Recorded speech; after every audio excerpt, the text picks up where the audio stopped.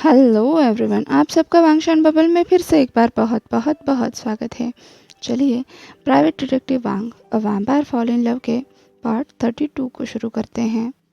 अब तक हमने देखा था ईबो और झान हाइकॉन और चेंग को लेकर ईबो की मॉम से मिलने के लिए जाते हैं, जहां पर उन्हें पता चलता है कि वो अब कहीं और रहती है।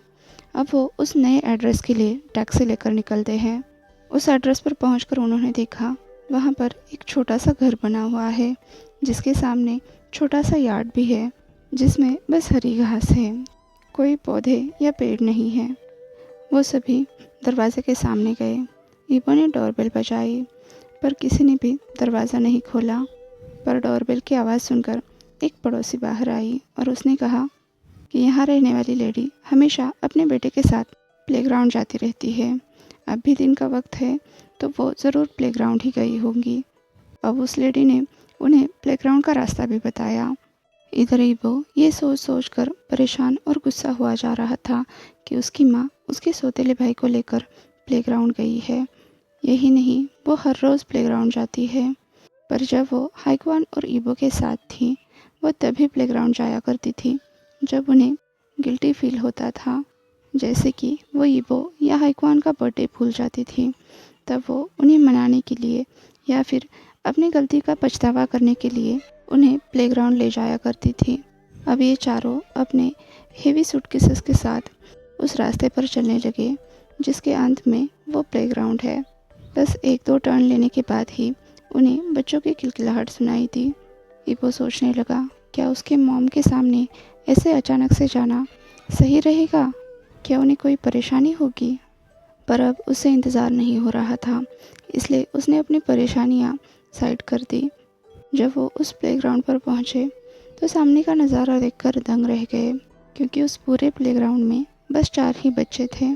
फिर भी वो इतना शोर मचा रहे थे जैसा पूरा किंडरगार्टन मचाता है। वहाँ पर उन्हें अपनी माँ के लिए ज़्यादा खोजबीन नहीं करनी पड़ी। वो एक बेंच पर बैठी थी। उनके सामने ईबो का छोटा भाई था। ईबो की मदर उसके नाक को सहला रही थी। कुछ ही देर में ईबो की माँ ने यह नोटिस कर लिया कि वहाँ पर कुछ लोग हैं जो उन्हीं की तरफ देख रहे हैं, और वो तुरंत उन्हें पहचान भी गई। पर जैसे ही उन्होंने ये समझ लिया कि सामने ईबो और हाइकवान हैं, किसी और 2 लोगों के साथ, वो तुरंत खड़ी हुई और अपने बेटे को अपने पीछे कर लिया। छोटा ली बार बार चिल्ला रहा था। वो प्लेग्राउंड पर जाने की ज़िद कर रहा था और माँ के पीछे से इन चारों की तरफ झांक रहा था। पर ईबो की माँ उसके छोटे भाई ली को ऐसे पकड़ के रखी हुई थी जैसे ये चारों उनके छोटे भाई को कुछ नुकसान पहुंचाएंगे। ये सोचकर ही ईबो को घिन आ रही थी। उसकी माँ उसके बारे में ऐसा सोच भी कैसे सकती है? वो धीरे धीरे चलते हुए अपनी माँ के करीब गए, पर उनके एक शब्द बोलने से पहले ही उनकी माँ ने कहा, तुम दोनों यहाँ पर क्या कर रहे हो? क्यों आए हो यहाँ पर? ईबो ने कहा, माँ, इस छोटे को छोड़ दो खेलने के लिए। आपको क्या लगता है हम यहाँ पर सिर्फ और सिर्फ इसे चोट पहुँचाने के लिए आए होंगे? ईबो के छोटे भाई का नाम ली था, जिसने अपनी माँ की तरफ देखते हुए पूछा, माँ, भाई? अब हाइकवान नीचे झुका और ली के सामने आता हुआ बोला, हाँ, हम तुम्हारे बड़े भाई हैं। तुम्हारी मॉम हमारी भी मॉम है। मेरा नाम हाइकवान है और ये ईबो है। ली ने ईबो की मॉम की तरफ देखकर पूछा, मॉम, क्या ये सही कह रहे हैं? तो ईबो की माँ ने हाँ में सिर हिलाया।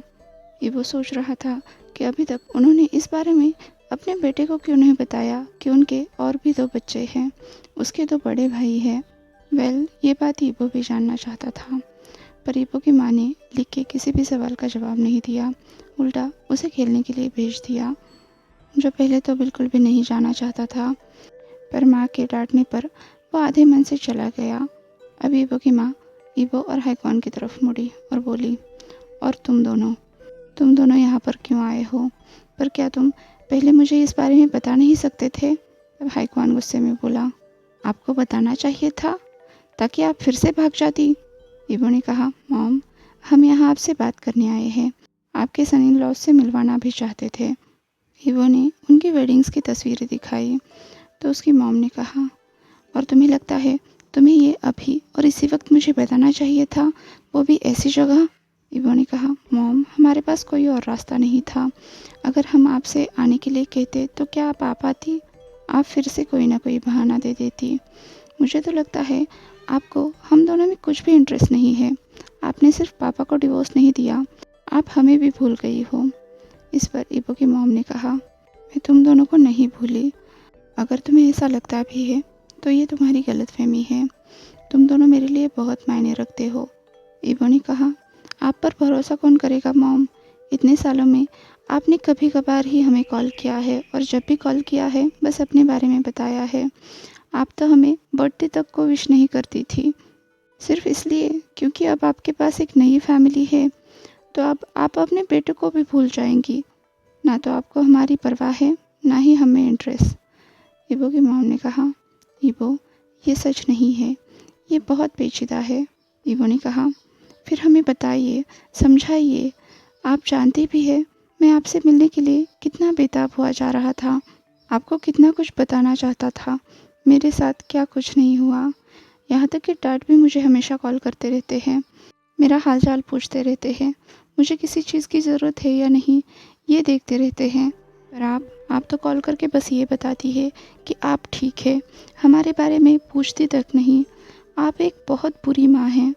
ईवो की मॉम ने कहा, ये मैं भी बहुत अच्छे से जानती हूँ, पर मैं भी क्या करती। मेरा हस्बैंड तुम लोगों से बात करने के लिए मुझे मना ही करता है। वो चाहता है मैं अपना पास्ट पीछे छोड़ाऊँ। मैंने इस बात के लिए मना भी किया था, पर जब ली पैदा होने वाला था उसके बाद ली को देखकर मेरे ये समझ में आया कि उसे अपने फादर की ज़रूरत है, उसे मेरी ज़रूरत है, हमें भी आपकी ज़रूरत है मॉम। हम बड़े हुए तो क्या हुआ? हाइक्वान चिल्लाया। चेंग तुरंत हाइक्वान के गले लग गया, उसे शांत किया। दूसरी तरफ ईवो पहले से ही शांत था। जहान ने शुरू से उसका हाथ पकड़ा हुआ था। ईवो ने कहा, मॉम हम आपके बेटे हैं, आप बस ऐसे ही हमें नहीं बुला सकती क्योंकि आपका पति चाहता है। मानता हूँ कि ली को आप दोनों की ज़रूरत है, पर हमें भी तो हमारे मॉम और डैड दोनों की ज़रूरत थी। जब हम छोटे थे तब तो आप और डैड दोनों को हमारे लिए कभी वक्त नहीं था। आप दोनों बस अपने काम पर ध्यान देते थे, इसलिए मुझे हाइक्वान ने बड़ा किया। पर शुक्र है कि आप ये सब ली के साथ नहीं दोहरा रही, उसके लिए एक अच्छी माँ बनने की कोशिश कर रही है। पर इससे ये बात थोड़ी बदल जाती है कि हम भी आपके बेटे हैं। मैं नहीं कह रहा आप हमें हर रोज़ कॉल करें या फिर हर हफ्ते मिलने आए, पर आप रेगुलरली कॉल कर सकती है, हमारी ज़िंदगी में भी इंटरेस्ट ले सकती है। क्या आपसे इतनी उम्मीद रखना भी गलत है? ईवो की मॉम ने कहा, मुझे पता है मैंने बहुत सारी गलतियाँ की है और मुझे इस बात का बहुत पछतावा भी है, पर मैं बीते समय को वापस तो नहीं ला सकती। और हाँ, उन गलतियों से सीख कर ही मैंने ली पर ध्यान देना शुरू किया है। ईवो ने कहा, तो फिर हम पर भी तो ध्यान दीजिए, हमसे बातें कीजिए, हमारी बातें सुनिए।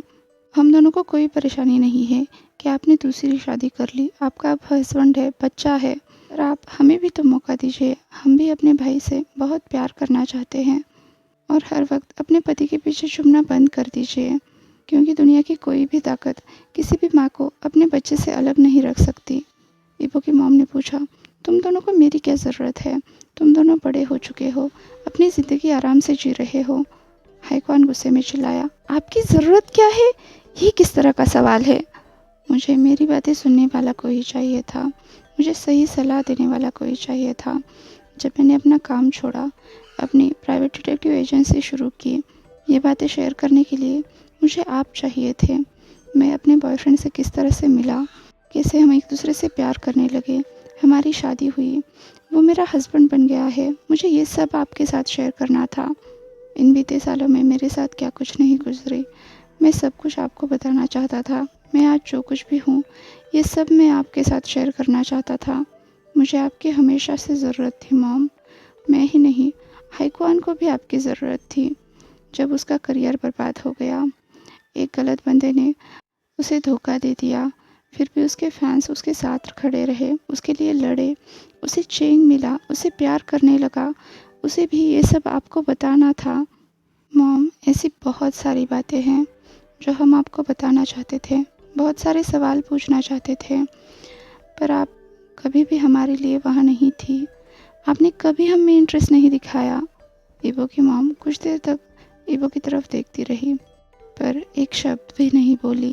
तभी ली वहाँ पर भागता हुआ आया और ईबो को झूला झूलने के लिए जिद करने लगा। अब ईबो ली के साथ चला गया। तुरंत हाइक्वान भी उन दोनों के साथ चला गया। ईबो ने देखा उसकी मॉम फिर से एक बार बेंच पर बैठ गई है और जहान भी उनके साथ बैठा है। उनके बीच में काफ़ी फासला था पर जहान और ईबो एक दूसरे से कनेक्टेड थे। ईबो ने सुना जहान कह रहा था, अब भी बहुत देर नहीं हुई है, अब भी आप वक्त ले सकती हैं, अब भी अपने बच्चों से बात कर सकती है। यहाँ पर मैं सिर्फ ईबो के बारे में बात कर सकता हूँ। मैं आपको ये बताना चाहता हूँ कि वो बहुत ही प्यारा है, स्मार्ट है, ऑनेस्ट है, टैलेंटेड है, पर उससे भी ज़्यादा सेंसिटिव है। पर ये सब आपको तब पता चलेगा जब आप उसके साथ समय बिताएंगी। आपको उस पर ज़रूर नाज होगा और मैं कह सकता हूँ कि वो ये आपके मुँह से सुनना ज़्यादा पसंद करेगा कि उसकी माँ उसके लिए कितना प्राउड फील करती है। और यही बात शायद हाइक्वान पर भी लागू होती है। ज़रा उसकी तरफ देखिए तो वो अपने करियर को फिर से बना रहा है। वो जितना खुश है उतना ही परेशान है, डरा हुआ है। उसे डर लग रहा है कहीं फिर से कुछ ना हो जाए, कहीं वो फिर से अपना सब कुछ ना खो दे। आपको लगता है कि ये बड़े हो गए हैं, अब आपकी इन्हें ज़रूरत नहीं है, पर मेरी माने तो उन दोनों को अभी भी आपकी ज़रूरत है, खासकर हाइक्वान को। उसे इस वक्त आपकी सबसे ज़्यादा ज़रूरत है और मुझे लगता है उन्हें अपने भाई के साथ भी कनेक्ट होना चाहिए, उसे प्यार करना चाहिए, उनके बीच बॉन्ड बनना चाहिए। इस सब के बारे में शांति से सोचिए और फिर तय कीजिए क्या अब भी आप उनकी माँ बनना चाहती है या नहीं। अब जहान वहाँ से चला गया ईबो और हाइक्वान के पास और वो सभी झूले के पास मस्ती करने लगे। जहान ने ईबो को हक कर लिया। चेंग अभी भी हाइक्वान के माँ के पास था। शायद वो उन्हें ये बता रहा था कि हाइक्वान कितने दर्द से गुजरा है, कितना परेशान हुआ है, खासकर ये जानकर कि उसकी माँ उसी के देश में रहती है। पर ना तो उन्होंने कभी हाइक्वान से कांटेक्ट किया, ना ही कभी उसका हालचाल पूछा। चेंग शायद ये भी कह रहा था कि हाइक्वान कितना अच्छा है। चेंग बातें कर रहा था पर ईबो की माँ कुछ भी नहीं बोल रही थी। अब चेंग भी झूले के पास आ गया। ईबो की माँ वहीं बैठी रही उन सभी को देखते हुए।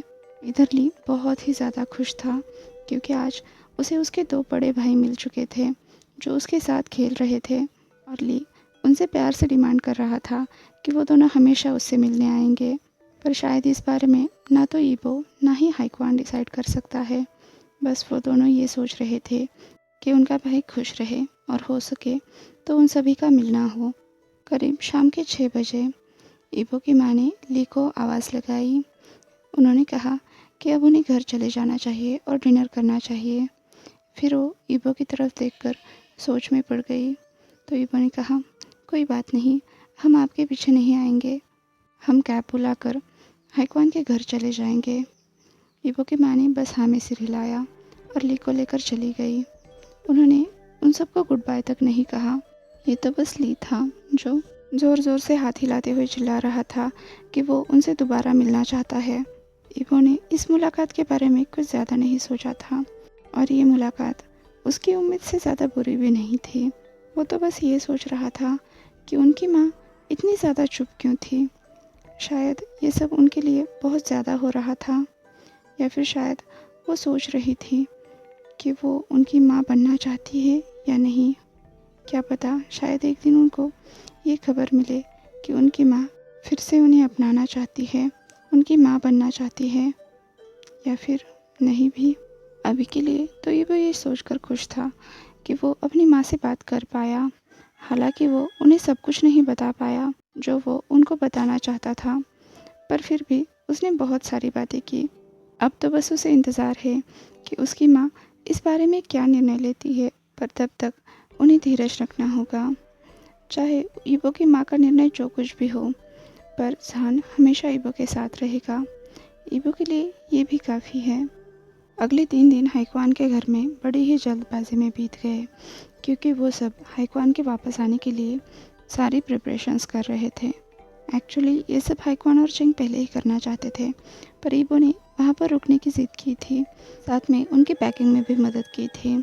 दूसरी तरफ ईबो ने वो नया अपार्टमेंट ले लिया, उसकी फ़ीस भी जमा कर दी और हाईक्वान ने भी ईबो का घर ले लिया और उसी दिन उसके बैंक अकाउंट में मनी भी ट्रांसफ़र कर दी। पूरे लीगल डॉक्यूमेंट्स तैयार हो चुके थे। जहान और ईबो ने अपना अपार्टमेंट एक साथ खरीदा था। दोनों ने उसकी आधी आधी रकम भरी थी। बाकी बचे पैसे अभी भी जहान के अकाउंट में थे, जिससे वो घर में फर्नीचर बनाना चाहते थे। हाईक्वान 1 महीने बाद बीजिंग आने वाला था, तो तब तक ईबो और जहान के घर का फर्नीचर आराम से हो जाता। ईबो पुराने घर से बस अपना किचन अपने साथ ले जाना चाहता था। बाकी का फर्नीचर उसने डोनेट करने का तय किया था और जैसे कि उसने सोचा था, उसकी माँ ने उसे कांटेक्ट नहीं किया। शायद वो अब उनकी माँ नहीं बने रहना चाहती या फिर इस बारे में सोचना ही नहीं चाहती। पर ईबो को अभी इस बात की ज़्यादा परवाह नहीं थी, क्योंकि जहान उसके साथ था, उसके पिता उसके साथ थे, उसकी स्टेप मॉम ने उसकी माँ की जगह ली थी, उसका भाई, पूरी शाह फैमिली और जहान का पूरा पैक। इन सब के साथ वो अपने माँ के ना होने के गम को भूल ही सकता है। अब जहान और ईबो वापस आ रहे थे प्लेन से। ईबो बहुत ज़्यादा खुश था, इसलिए हर वक्त बड़बड़ किए जा रहा था और जहान बस मुस्कुराकर उसे देखे जा रहा था। ईबो ने पूछा, तुम हर वक्त मुस्कुरा क्यों रहे हो? तो जहान ने कहा, क्योंकि मुझे दुनिया का सबसे क्यूटेस्ट हस्बैंड मिला है और जब भी मैं उसकी तरफ देखता हूँ, मेरे चेहरे पर अपने आप ही स्माइल आ जाती है। ईबो का चार्टर बॉक्स अचानक से चुप हो गया। जहान ने कहा, मैं तुम्हें बता भी नहीं सकता ईबो कि मैं तुमसे कितना प्यार करता हूँ और मैं बहुत खुशकिस्मत हूँ कि तुम मेरी ज़िंदगी में हो और मैं हर दिन हर पल तुमसे प्यार कर पा रहा हूँ। ईबो ने भी कहा, जहान मुझे भी ऐसा ही लगता है। मैं बहुत ज़्यादा खुश हूँ क्योंकि तुम मेरे साथ हो। मैं तुमसे बहुत प्यार करता हूँ, बहुत बहुत बहुत। जहान ने ईबो को गले लगा लिया, उसके माथे को चूम लिया और तब ईबो कुछ पल के लिए शांत हो गया और फिर से उसका चार्टर बॉक्स शुरू हो गया। आज के लिए बस इतना ही। आपसे कल मिलती हूँ, तब तक के लिए अपना ख्याल रखिए। वीडियो पसंद आया हो तो लाइक, शेयर और कमेंट कर दीजिए और हाँ, अभी तक इस चैनल को सब्सक्राइब नहीं किया है तो सब्सक्राइब भी कर दीजिए और वांगशान बबल में खुश रहिए। Thank you.